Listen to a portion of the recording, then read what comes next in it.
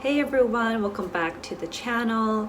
And for those of you guys who are new, I really like to dance and I do it as a hobby, even though I'm only a beginner right now.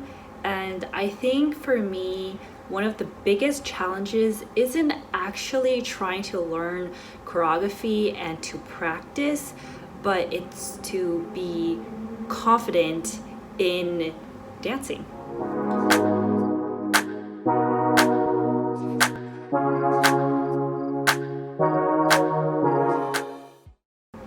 So a little bit about me is that I am really, really actually shy. And I remember taking dance classes for the first time and I got so panicked when I saw all the big lights being taken out and people are like filming with the big professional cameras.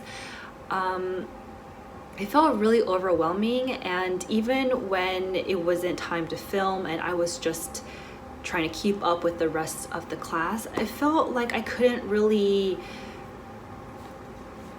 move to the best of my abilities because I was holding back. And so for these couple of months, I've been actually removing myself from dance classes with other people and just learning on my own at home. And I think learning on my own at home through online is actually really helpful in developing my confidence. So when I do go to dance class, I'm more sure of myself. So today actually I have a few tips for you guys who struggle with being seen and struggle with dancing with confidence.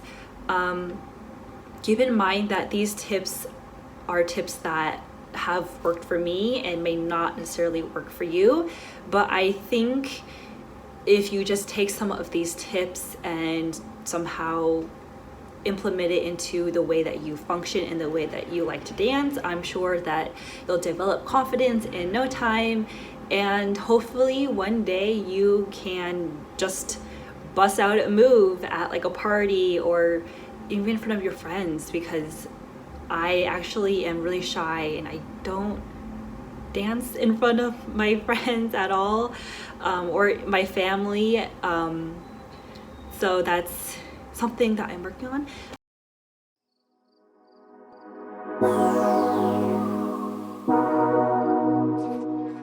The first tip that I have is something that I've actually already kind of mentioned earlier, and it is to start in the comfort of your own house or find a comfortable and safe space for yourself, because even being at home, it may not be very comfortable for you guys. So I want you guys to find a place that's kind of your safe space where you feel like you can just be you.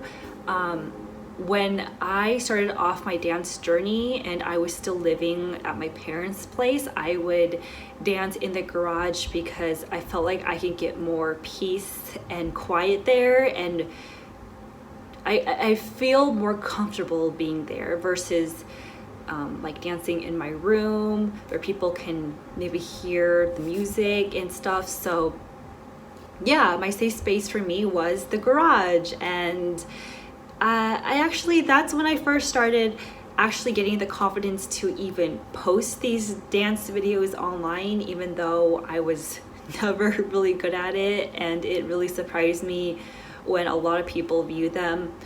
Not saying that they were good or people liked them, but I think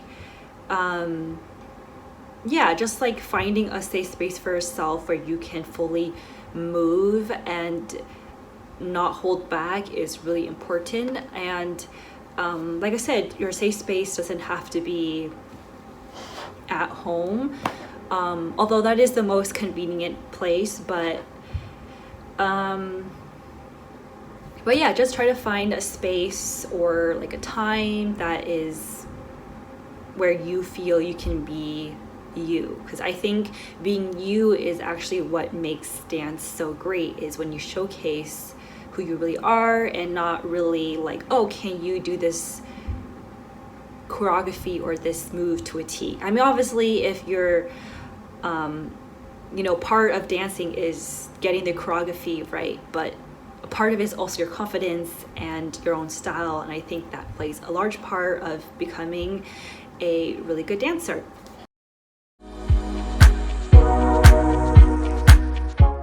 The second tip that I have is, if you're not feeling confident to start a new dance, if you've been dancing a lot and learning choreographies and you're just burnt out, I would suggest to try a dance workout. With dance workouts, there's no pressure, it's just party vibes, and honestly, it's also really fun and you get to go work out in. But besides just that obvious, I think that these dance workouts actually have you explore different movements and different movements in your body. So for example, I'm pretty reserved and I'm reserved, but I also, my dance style and my movements is towards like very, I don't know how to say it, like I feel like I'm not really in touch with my feminine self. I do a lot of like these K-pop groups, K-pop boy groups, right? And these moves aren't gonna have a lot of feminine like movements to them. So when I started doing these dance workouts, it was just like twerking, it was like doing stuff on the floor, it was a lot of like body rolls, and it felt really uncomfortable at first, but then I started like getting the hang of it and my body started like registering that and getting familiar with that. And I think that's really important, because when you're trying to learn different choreography and different dance styles, your body needs to, basically your body will already be kind of familiarized with these movements, even if it's not like exact copy and paste. So for example, is that in like these dance workouts, I'm being very feminine, and I'm doing all of these like twirls, all these body rolls, all of these, I was gonna say butt stuff, but that kind of sounds really weird. No, not that, we're not this kind of channel, but just like really feminine moves. And then when I try to learn some new choreography, I'm like, oh, I can kind of like piece it together. Like I can do this body roll because I've already done it, but then I add a little twist to it, and that's what makes the choreography or the movement in this choreography it, if that makes sense. I think that's basically the take-home message for this tip, is that these dance workouts help you explore your body and movement, and to really kind of teach you what you can do and really just challenge you without all the pressure of like getting certain things right, because it's just for fun, right? It's just party vibes, it's just having fun, and so it takes that kind of stress away from yourself and that idea of needing to get a certain choreo to perfection.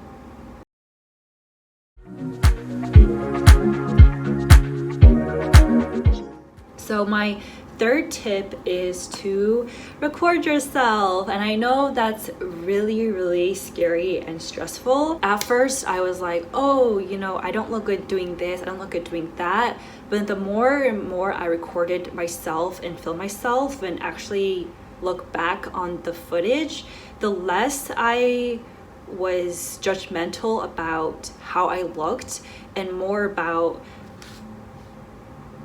I guess, more about how I'm executing those moves. Like, do I look clean or am I messy? Did I get the footwork right? What about my facial expressions? Was I on time with the music? Because when you're dancing, you also have to dance to the beat of the music.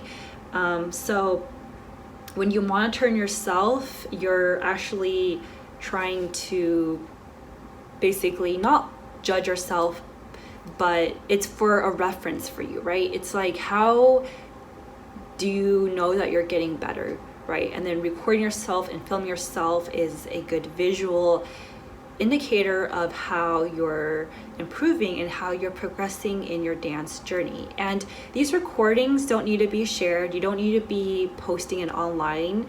You can just keep it for yourself, and it can just be your visual diaries in your dance journey, and it can just be for you and no one else has to look at it. But I think recording yourself is really important, and like just picking out little details to improve on, and also again getting comfortable with a camera in your face, because when you do go to the dance studios, they will whip out a professional camera and it may freak you out. So starting small with a little camera like your phone is really nice to kind of get a hang, that get comfortable with the idea that there is a camera in the room and being okay with that.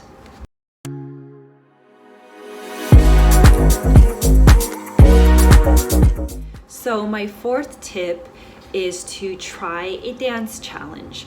So when you try these dance challenges, don't try to do these challenges like the challenges that you see on TikTok. Like there's actually like dance challenges where there's all sorts of dance challenges that you can search up online, but it's less about like doing it for like TikTok or for media, and it's more about pushing yourself and while having fun, and also having you connect with the dance community, right? So I recommend you do this tip after you do tip number 3, which is to record yourself, because then you can actually see who else is dancing, who else is part of the dance community, and you can also watch their dances and watch how they kind of dance and express themselves and learn from each other. So when you do these dance challenges, they're just like a fun way to try to challenge yourself and push yourself and connect with the community. So it's less about, again, doing it for like clout and right, it's different from doing like these silly dances on media, although there's nothing wrong with that. But there's a lot of dance challenges where you can actually get connected to the dance community, and yeah, just by watching other dancers dance, oh my god, you can learn so much from them. And there'll be some moves where you see them do a move where you're like, oh my god, like in theory the move is very awkward and foreign, but when they do it, it looks really cool, right? I'm pretty sure we all have like thought about that. But it's all about confidence, and it's all about executing it thoroughly, and not just quitting halfway because you feel you look weird. I think in dance it's really just exploring movements in your body. So yeah, just if you kind of think about it like that, I think it takes away any kind of pressure and judgment, and really just, you know, just having fun and then pushing yourself to express yourself in different movements and different ways. So yeah.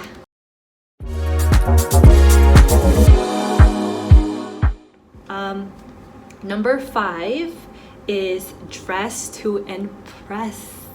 And I know that so you know when you wear like some nice clothes that you really like, you just feel a little bit more confident. So this tip is for all you dancers out there who needs a little bit of a boost. So if you're feeling just unmotivated to actually try to learn a choreo, or you're trying to do something for social media, wear nice clothes. Like wear clothes that where it's like pretend that you're performing, right? what are the clothes that you're wearing when you're gonna perform. And I feel like it really does add a lot of confidence. So for me, when I was doing when I do all my dance covers, I definitely try to dress up on theme to the dance, and I think it just adds. And then when I feel cute, you know, I feel like I just have that extra boost of confidence. Like, I don't think I really need to explain it. I think for everybody out there, just dressing up really nicely can do wonders for our confidence. And when we have that extra boost of confidence, it feels like we can do anything and learn anything. So yeah, so this is what I do if like there's a day where I'm like, oh, I don't really want to learn this new choreo, like my brain hurts from yesterday trying to learn the choreo. I try to dress up a little bit more extra, and that kind of gets me into this kind of like dance mindset. So yeah.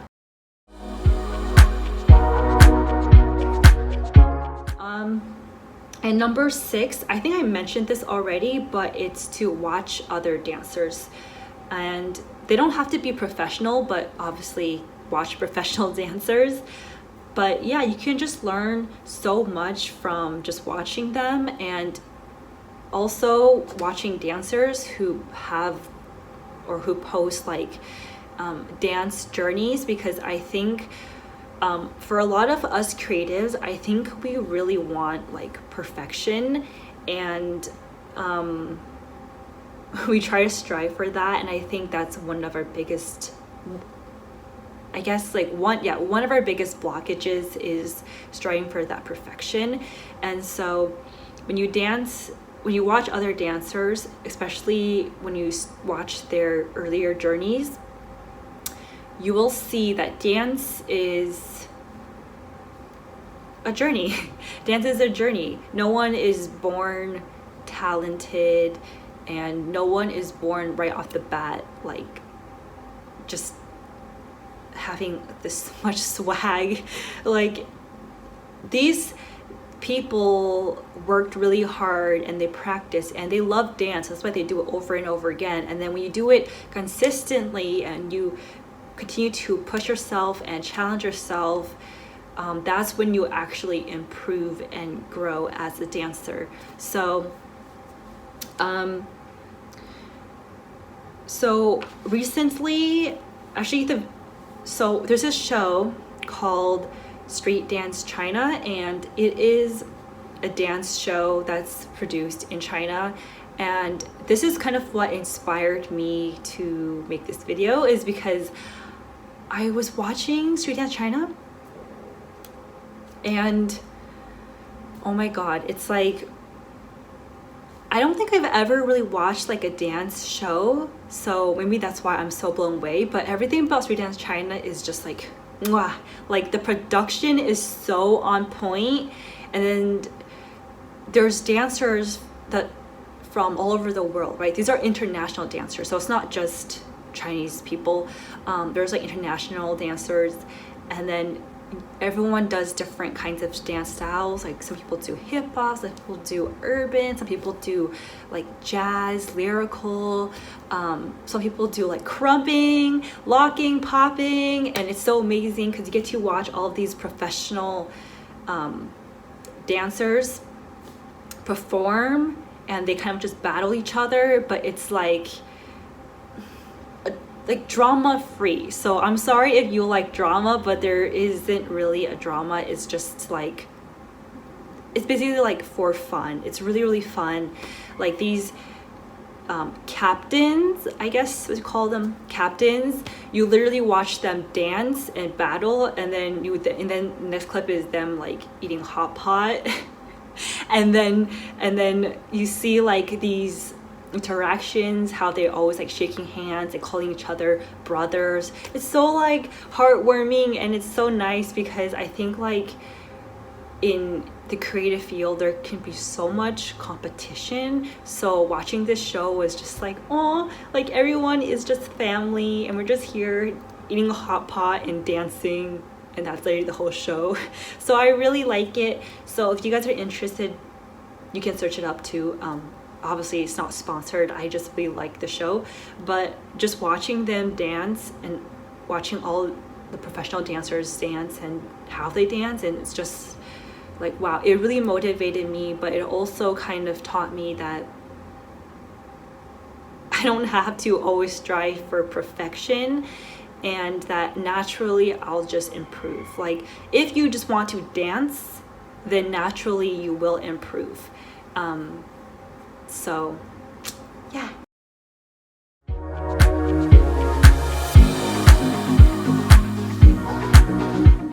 Okay, and then the last tip is literally to just dance.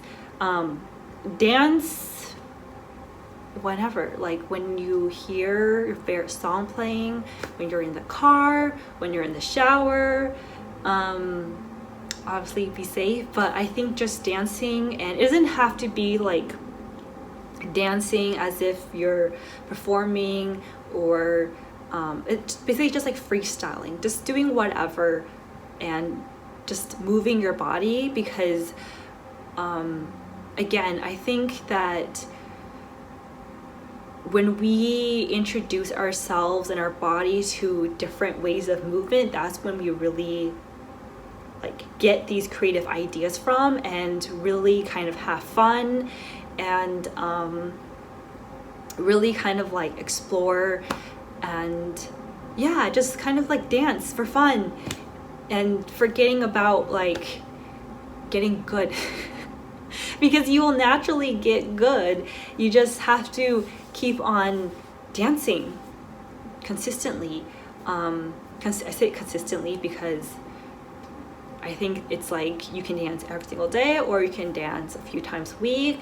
But I think just dancing whenever you can, and just exploring different ways of moving is just really great. So yeah, these are all my tips. I felt like I was just all over the place because I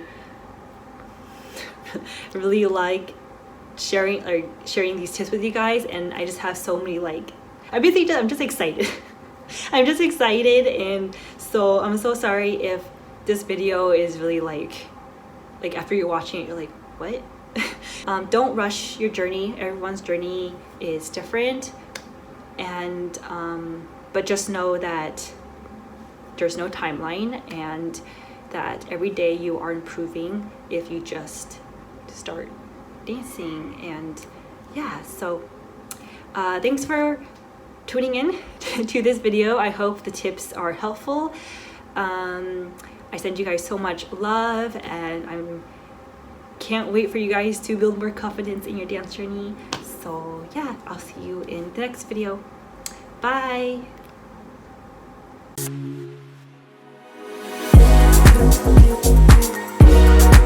Thank you.